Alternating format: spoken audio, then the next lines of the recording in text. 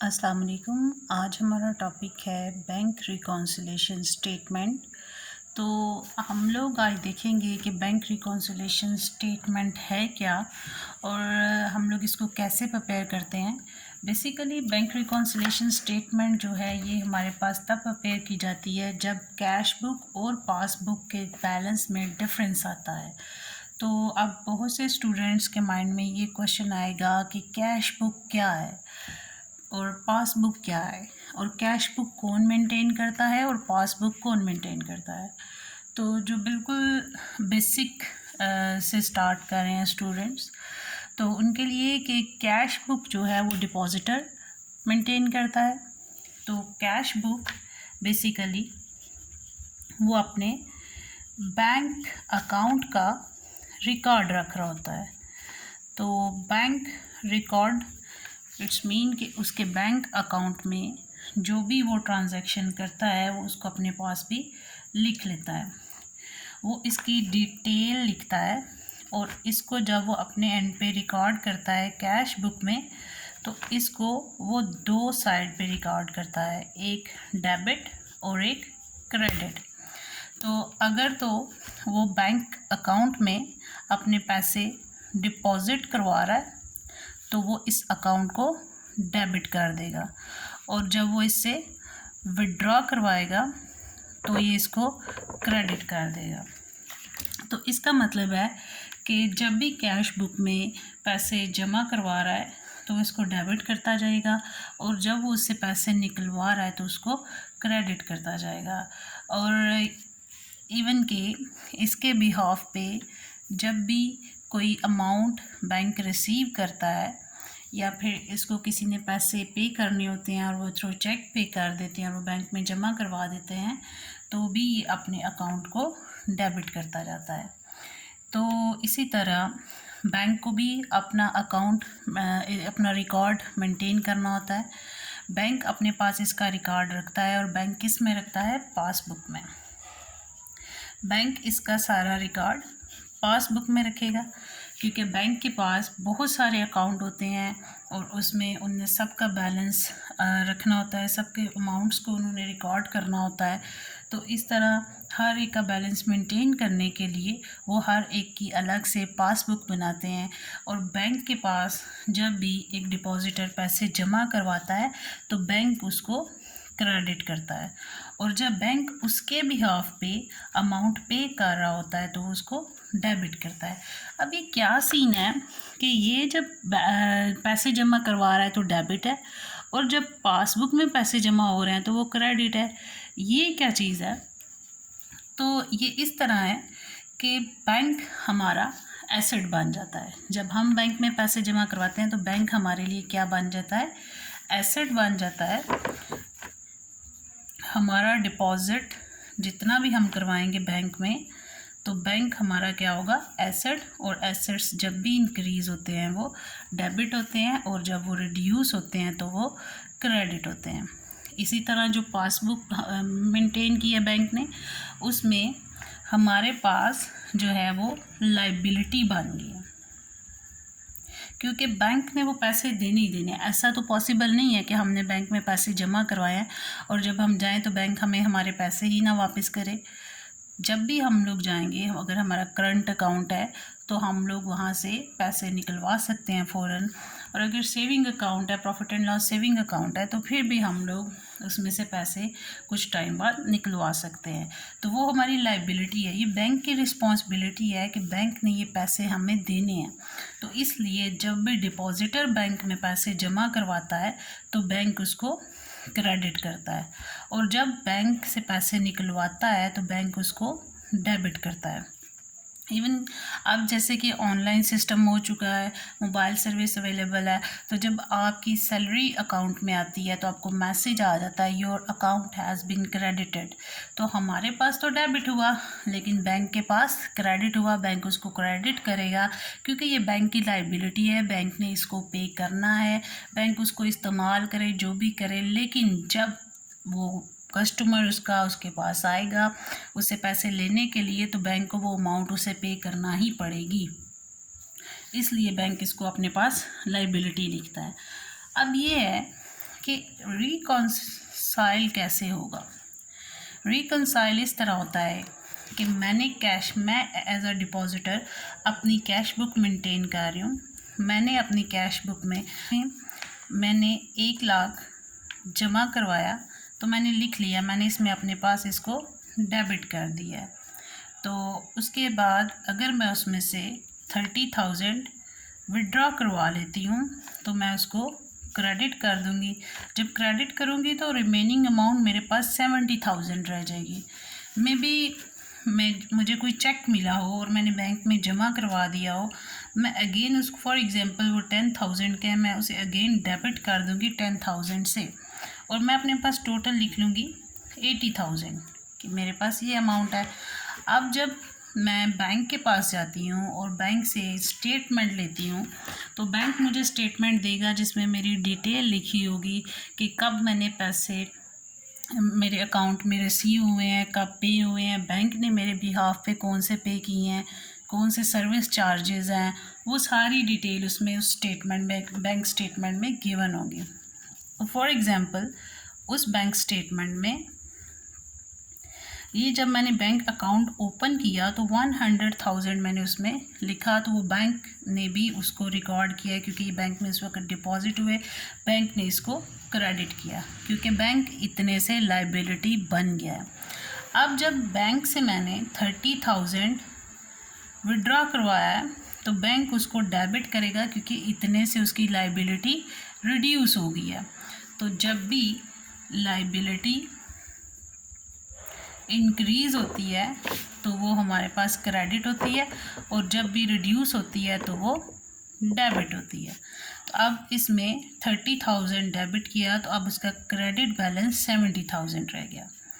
अब ये है कि जो 10,000 का मैंने चेक जो रिसीव किया और मैंने बैंक में जमा करवाया, लेकिन बैंक ने उसको रिकॉर्ड नहीं किया अभी तक, लेकिन मैंने तो किया, बैंक के पास तो अभी भी मेरा बैलेंस जो है वो 70,000 है क्योंकि बैंक उसको रिकॉर्ड करना भूल गया है।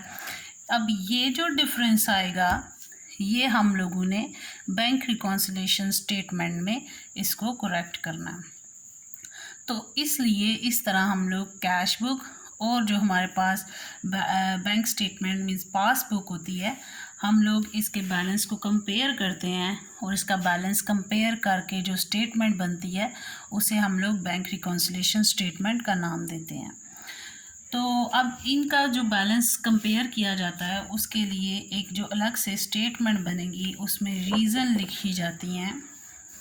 हम अमाउंट लिखेंगे, डिटेल में डिटेल लिखेंगे कि कैश बुक में कौन सी चीज़ है जो हमने रिकॉर्ड नहीं की और बैंक ने रिकॉर्ड की हुई है, और जो हमारे पास पासबुक है उसमें कौन सी चीज़ है जो बैंक ने तो रिकॉर्ड की है लेकिन हमने रिकॉर्ड नहीं की हुई, और उसके पीछे क्या रीज़न्स हैं वो सारी हम लोग डिटेल लिख लेंगे और उसको हम लोग उस स्टेटमेंट से फिर हम लोग बैंक रिकॉन्सिलेशन स्टेटमेंट बनाएंगे। मीन्स दोनों के बैलेंस को कंपेयर करेंगे और फिर करेक्ट बैलेंस को हम लोग लिखते हैं। अब फॉर एग्ज़ाम्पल मुझे बैंक से एक मंथ का बैलेंस सारी डिटेल चाहिए थी तो मैंने वो ले ली, तो बैंक मुझे पासबुक के एक पेज जो कि बैंक स्टेटमेंट है उधर से मेरा डाटा बताता है कि ये आपका जो बैलेंस है हमारे पास मौजूद है, इतना आपने डिपॉजिट करवाया, इतना विड्रॉ करवाया, और टोटल बैलेंस हमारे पास ये है। तो अब हम उसको जब कंपेयर कर रहे हैं तो वो सारी डिटेल हमने यहाँ पे लिखी है, और अब हम देखेंगे कि वो कौन कौन सी चीज़ें हैं जो इसको अफेक्ट कर रही होती हैं। तो हम इसके कुछ मेन पॉइंट्स डिस्कस कर लेते हैं जो इसके बैलेंस पे अफेक्ट करते हैं, जिसकी वजह से हमारा बैलेंस हमें रिकंसाइल करना पड़ता है। तो वो कौन कौन सी चीज़ें हैं जिनकी वजह से इसमें डिफरेंस आ जाता है, तो उनको देख लेते हैं कि वो कौन से कॉजेज़ हैं जिनकी वजह से बैंक स्टेटमेंट में डिफरेंस आता है। तो सबसे पहले हम सारे उसके कॉजेज़ चेक करेंगे कि किस किस की बेस के ऊपर बैंक स्टेटमेंट में और हमारे पास कैश बुक में डिफरेंस आ रहा है। हमारी पासबुक और कैश बुक का डिफरेंस किसकी वजह से आता है। सबसे पहले जो चीज़ आती है चेक डिपॉज़िट। चेक डिपॉज़िट हम करवाते हैं, लेकिन but not credited by bank. हमने तो बैंक में जमा करवा दिया, लेकिन बैंक उसको क्रेडिट करना भूल गया। जब हमने बैंक में जमा करवा दिया और बैंक उसको क्रेडिट करना भूल गया, तो इसकी वजह से भी हमारे बैलेंस में डिफरेंस आएगा। फिर हम लोग देखें तो cheque issued but not presented. Cheque तो इशू हो गया, लेकिन उसको प्रेजेंट नहीं किया है, वो उसके पास ही है, उसने इसको बैंक में सेंड ही नहीं किया, अपने पास रखा हुआ है। फिर हमारे पास नेक्स्ट पॉइंट आ जाता है चेक डिपॉजिट बट डिसऑनर्ड। कि चेक तो हमने डिपॉजिट करवा दिया, लेकिन वो डिसऑनर्ड हो गया है। कुछ रीज़न होगी, या तो अकाउंट में बैलेंस नहीं होगा, या फिर चेक साइन नहीं होगा, या डेट गुजर चुकी होगी, तो वो चेक डिसऑनर हो जाता है। तो भी इससे हमारी कैश बुक और पासबुक में डिफरेंस आता है। हम इसको साथ ही डिस्कस कर लेते हैं कि इसमें डिफरेंस आता कैसे है दोनों में। जब हमारे पास कैश बुक और पासबुक में बैलेंस हम लोग लिख रहे होते हैं, तो ये कैसे इसमें डिफरेंस आ सकता है। तो जब चेक डिपॉजिट करवाते हैं, हम साथ एक बुक मेंटेन करते जाते हैं कि हमने जब चेक डिपॉजिट करवाया तो कैश बुक में हमने पैसे उतने जमा कर लिए। हम अज्यूम करते हैं कि 100,000 हमने बैंक में डिपॉजिट करवाया, हमने उसे डेबिट कर दिया। लेकिन क्या हुआ कि पासबुक में बैंक उसको लिखना भूल गया, बैंक ने उस अमाउंट को नहीं लिखा है। तो अब क्या होगा, जब चेक डिपॉजिट करवाएं लेकिन उसको बैंक लिखना भूल जाए, तो उसका इफ़ेक्ट क्या होता है, उसको बैंक क्रेडिट करता है, क्योंकि हमने तो पैसे जमा करवा दिए थे, लेकिन बैंक ने उसको रिकॉर्ड नहीं किया था। तो अब बैंक उसको रिकॉर्ड करेगा। बीआरएस में क्या इफ़ेक्ट होगा कि ये अमाउंट क्रेडिट हो रही होगी, बैंक को इस अमाउंट को क्रेडिट करना पड़ेगा, क्योंकि बैंक में पैसे जमा हो चुके थे, चेक जमा हो चुका था, लेकिन बैंक इसको रिकॉर्ड करना भूल गया। ये बैंक की मिस्टेक थी। फिर हमने सेकंड लिखा check issued but not presented into bank. हमने चेक तो इशू कर दिया, लेकिन बैंक में हमने जमा उसको नहीं करवाया है। जब मैंने चेक इशू किया, फॉर एग्ज़ाम्पल वो चेक 20,000 का था, तो मैंने उतने से इसे मैंने अपने पास लिख दिया 80,000। 80,000 मेरे अकॉर्डिंग मेरी कैश बुक का बैलेंस है, लेकिन जब वो अमाउंट बैंक में, वो चेक बैंक में गया ही नहीं है, तो बैंक उसको डेबिट कैसे कर सकता है। इसलिए अब ये बैंक रिकॉन्सिलिएशन स्टेटमेंट में डेबिट हो जाएगा 20,000 से। इट्स मीन कि जब वहाँ पे डेबिट होगा तो मेरे पास अगेन बैलेंस 100,000 आ जाएगा। मुझे उसको दोबारा अपनी कैश बुक में 20,000 को ऐड कर लेना है, और मेरा अगेन बैलेंस कितना हो जाएगा, 1,00,000। थर्ड हमारे पास पॉइंट था चेक डिपॉजिट बट डिसऑनर्ड। मैंने चेक जमा करवाया, लेकिन वो डिसऑनर हो गया। मुझे किसी ने पैसे देने थे, तो उसने मुझे चेक दे दिया, उसने मुझे 10,000 का चेक दिया कि वो पैसे मेरे अकाउंट में जमा हो जाएंगे। लेकिन क्या होता है कि मुझे वो चेक के पैसे नहीं मिलते, वो चेक की डेट गुजर जाती है, या फिर उसमें कोई वो फटा होता है, ख़राब होता है, तो उसके पैसे नहीं मिलते। लेकिन मैंने तो अपने पास उसको डेबिट कर लिया, मैंने अपना अकाउंट में इसको 1,10,000 से रिकॉर्ड कर लिया। अब क्या है कि मेरे पास रिकॉर्डिंग हो गई, लेकिन बैंक ने उसको डिसऑनर किया है, बैंक उसको अपने पास क्रेडिट नहीं कर रहा है। तो अब मुझे क्या करना है कि अब ये हमारा इधर आके इसका बैलेंस का डिफरेंस आ जाएगा। तो इस वजह से मुझे यहाँ पे इसको 10,000 से क्रेडिट करना पड़ेगा, क्योंकि जब बैंक में वो चेक गया है और डिसऑनर हो गया है, तो बैंक के पास वो पैसे आए ही नहीं हैं, तो मुझे इतनी जो अमाउंट मैंने डेबिट किया है उतने से क्रेडिट करनी पड़ेगी। इट्स मीन कि अगेन मेरे पास बैलेंस, मैं इसमें से जब क्रेडिट कर देती हूँ तो 10,000 लेस होता है, तो अगेन जब रिकंसाइल होगा तो 100,000 आ जाएगा। मैं हर एक अफेक्ट को इसके साथ आपको रिकंसाइल करके बता रही हूँ, लेकिन टोटल जो हमने करना होता है वो बैंक रिकॉन्सिलेशन स्टेटमेंट में करना होता है। यहाँ पे हम लोग अफेक्ट लिखते हैं, और अगर हमारे पास पासबुक का नॉर्मल बैलेंस हो तो वो क्रेडिट होता है, और अगर कैश बुक का नॉर्मल बैलेंस हो तो वो डेबिट होता है। इन सब की भी डिटेल हम लोग नेक्स्ट वीडियो में डिस्कस करेंगे, लेकिन अभी जो मेन पॉइंट है उनको हम लोग देख रहे हैं कि कौन कौन से पॉइंट हैं जो हमारी कैश बुक और पासबुक पे अफेक्ट कर सकते हैं, जिसकी वजह से उनका बैलेंस चेंज होता है। तो फोर्थ पॉइंट है हमारे पास इसमें, चेक इशूड बट डिसऑनर्ड, और चेक जब इशू हुआ तो बट डिसऑनर्ड।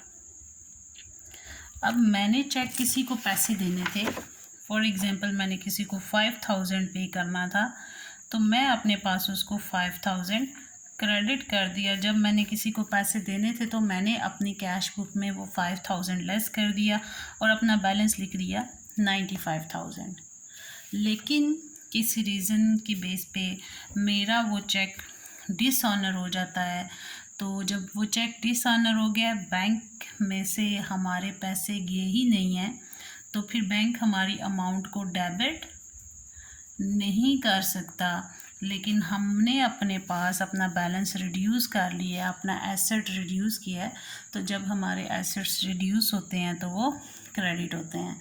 तो इसलिए 5,000 से इसको क्रेडिट करके अपना टोटल बैलेंस 95,000 लिखा है।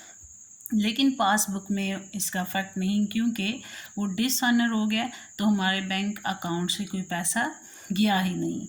तो इसका अफेक्ट हमारे पास बैंक रिकॉन्सिलेशन स्टेटमेंट में क्या होगा, चेक इशूड बट डिसऑनर्ड, यहाँ पे आके वो अगेन डेबिट हो जाएगा। अब हमारे पास इसका फिफ्थ पॉइंट हम लोग लिखेंगे, direct collection by bank. Bank ने डायरेक्टली, फॉर एग्जांपल बैंक ने हमारे बिहाफ पे 10,000 कलेक्ट किया, उसने उसको क्रेडिट कर दिया, क्योंकि उसकी लाइबिलिटी बनता जाता है, और जब भी लाइबिलिटी इंक्रीज़ होती हैं तो वो क्रेडिट होती जाती हैं, और जब लाइबिलिटी रिड्यूस होती है तो वो डेबिट होती जाती है। लेकिन हमें इस चीज़ का इल्म नहीं था कि बैंक ने हमारे बिहाफ पे ये पैसे रिसीव किए थे। तो जब हमें पता चलेगा कि बैंक ने हमारे बिहाफ पे 10,000 रिसीव किया है, तो हम लोग उसको बैंक रिकॉन्सिलेशन स्टेटमेंट में डेबिट कर लेंगे। इट्स मीन कि अब हमारा कैश बुक का बैलेंस कितना हो जाएगा, 1,05,000। फिर हम लोग देखते हैं, अगर चेक हम लोग ओमिट कर देते हैं, हमें omitted to record debit balance,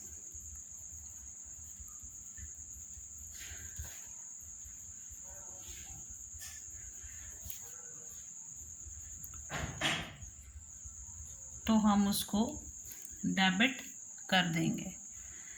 और जब हम लोग क्रेडिट बैलेंस को लिखना भूल जाएंगे, omitted to record credit balance, तो उसको क्रेडिट कर दिया जाएगा। इसका क्या मतलब है कि जब बैंक में पैसे जमा करवाते हैं, लेकिन हम उसको रिकॉर्ड करना भूल जाते हैं, हम उसको लिखना भूल जाते हैं, लेकिन बैंक ने उसको क्रेडिट किया होता है। फॉर एग्जांपल बैंक ने 5,000 क्रेडिट किया हुआ है कि हमने जमा करवा दिया, लेकिन कैश बुक में हम लिखना भूल गए, तो ये वो चीज़ है omitted to record debit balance. तो अब हम उसको डेबिट बैंक रिकॉन्सिलेशन स्टेटमेंट में कर देंगे। इसी तरह अगर हम क्रेडिट बैलेंस लिखना भूल गए हैं तो हम उसको क्रेडिट कर देंगे। फॉर एग्ज़ाम्पल कि हमने किसी को पेमेंट की है लेकिन हम लोगों ने उसे रिकॉर्ड नहीं किया, लेकिन बैंक ने उसको उतने से डेबिट किया हुआ है। तो अब हम लोग यहाँ पे क्रेडिट बैलेंस जो हम लिखना भूल गए हैं, बैंक रिकॉन्सिलिएशन स्टेटमेंट में उसको क्रेडिट कर देंगे और अपनी कैश बुक में से उसको लेस कर देंगे। तो ये, और उसके बाद जब बैंक डायरेक्टली कोई डिडक्शंस करता है, लाइक बैंक सर्विस चार्जेस वगैरह जो होते हैं, बैंक उनको डिडक्ट कर लेता है, तो वो हमें नहीं पता कि वो अमाउंट कब डिडक्ट हुई। तो जब बैंक हमें इन्फॉर्म करता है, हम यहाँ पे लिख लेंगे 8 पॉइंट क्या है, डायरेक्टली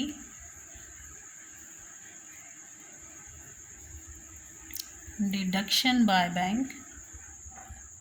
तो जब बैंक ने डायरेक्टली डिडक्शन की है तो उसको हम लोगों ने क्रेडिट करना है। बैंक उसको डेबिट करता है क्योंकि बैंक की उतने से लाइबिलिटी रिड्यूस हो जाती है। बैंक के कोई सर्विस चार्जेस हों या बैंक ने ज़कात डिडक्ट की है, तो हमें नहीं पता कि कितनी ज़कात डिडक्ट हुई है। जब हम स्टेटमेंट में चेक करते हैं तो हमें पता चलता है कि फॉर एग्ज़ाम्पल हमारी 40,000 ज़कात डिडक्ट हुई है और उसने 40,000 से डेबिट किया और साथ उसने मेंशन किया होगा कि ये ज़कात की डिडक्शन है। क्योंकि जब भी बैंक स्टेटमेंट हम लाते हैं उसमें साथ ये चीज़ें मेंशन होती हैं कि किसकी वजह से बैलेंस बढ़ा है, किसकी वजह से कम हुआ है, या अगर हमने किसी को ट्रांसफ़र किया, वो सारी डिटेल साथ गिवन होती है। तो यहाँ पे हमारा बैलेंस अगर पासबुक में डेबिट हुआ है तो हमें नहीं पता था कि इतनी अमाउंट डेबिट हो चुकी है, हम उतने से इसको अपनी कैश बुक में क्रेडिट करेंगे और BRS में क्रेडिट। इसको कैश बुक में और पासबुक में दोनों में डिफरेंस, दोनों में अफेक्ट इसलिए बता रही हूँ कि आपको एग्जैक्ट पता हो कि ये कैसे BRS पे अफेक्ट करेगा और किस तरह हमारा कैश बुक इंक्रीज़ या डिक्रीज़ हो रहा है और पासबुक कैसे उसको डेबिट और क्रेडिट बैंक कर रहा है। इसलिए इसका तीनों पे अफेक्ट बता रही हूँ। इसमें फिर हमारे पास अगर सर्विस चार्जेस आ जाते हैं और हमें उसका नहीं पता, जैसे कि मैंने 5,000 लिख दिया कि डेबिट है, बैंक ने डेबिट किया है क्योंकि उसकी लाइबिलिटी है, तो उसने लाइबिलिटी रिड्यूस की तो वो डेबिट हो गई। और हम लोगों को नहीं था पता कि बैंक ने ये सर्विस चार्जेस डिडक्ट किए हैं। जब हमने उसको रिकनसाइल किया, हमने देखा कि जी हम बैंक ने सर्विस चार्जेस रिकॉर्ड किए लेकिन हमारे पास उसकी रिकॉर्डिंग नहीं है, तो हम लोग 5,000 को क्रेडिट करते हैं और BRS यानी बैंक रिकॉन्सिलिएशन स्टेटमेंट में जो है इसकी रिकॉर्डिंग क्रेडिट होगी। तो उसके बाद और भी इसके डिफरेंट पॉइंट्स हैं, अगर हम लोग उनको भी डिस्कस कर सकते हैं। जैसे कि जितने भी पॉइंट्स ICOM BCOM की बुक में हर एक क्वेश्चन में जो डिफरेंट पॉइंट्स आए हुए हैं वो सारे डिटेल में हम लोग डिस्कस करेंगे इंशाल्लाह नेक्स्ट वीडियो में। तब तक के लिए अल्लाह हाफ़िज़। और अगर किसी पॉइंट में कोई प्रॉब्लम हो तो आप लोग डिस्कस कर सकते हैं।